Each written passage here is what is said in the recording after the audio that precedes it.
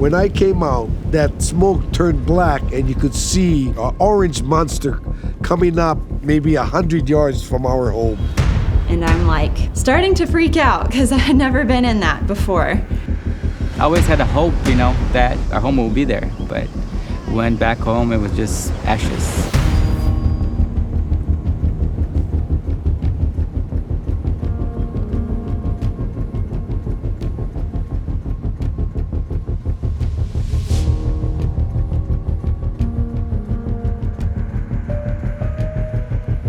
As I prayed, I asked the Lord to please reveal to me where my husband is, and he revealed to me 2 angels, wingspan to wingspan, looking for my husband.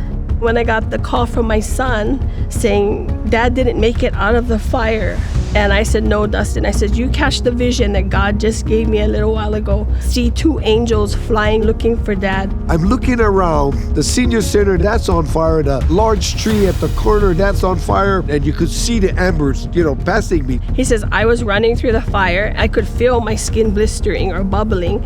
And he said, and then all of a sudden I felt a shield.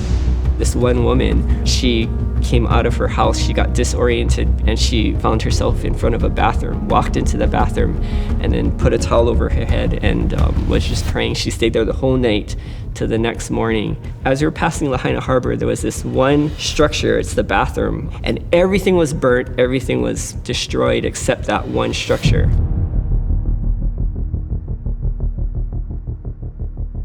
Somebody said, Lahaina's gone. I'm like, Lahaina's gone. But then the very next day, I was driving into a town, and it's still hard to believe what has happened. It seems like it just got bombed because it's like everything's gone.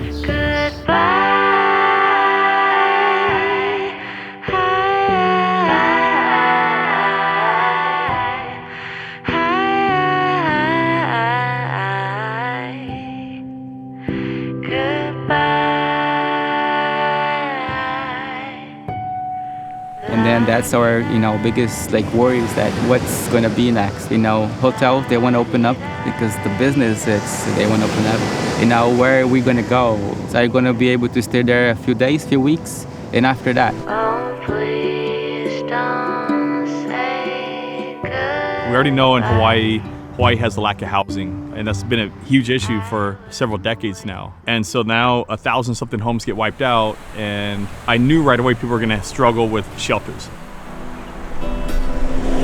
Okay, so 9:15 tomorrow, they'll drop the green container, will be set on blocks, and then the 40 and the 20 is gonna come in, and we'll set those on blocks as well.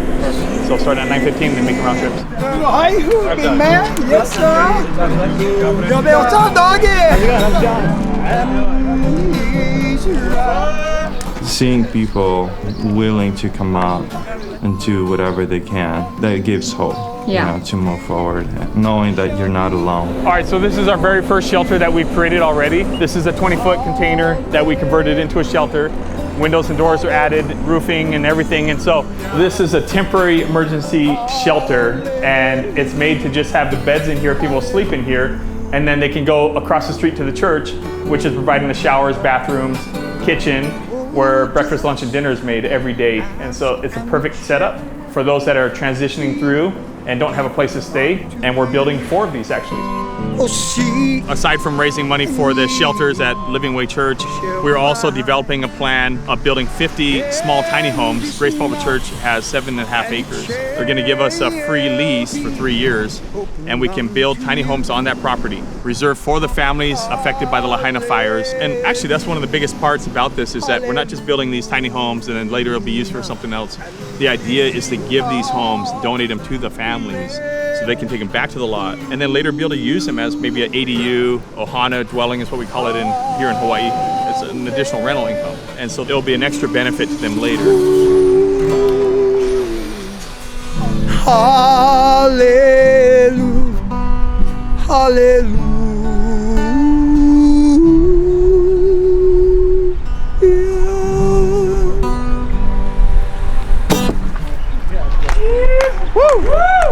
We bust one out of the archives. So wow. That was a big time, I think.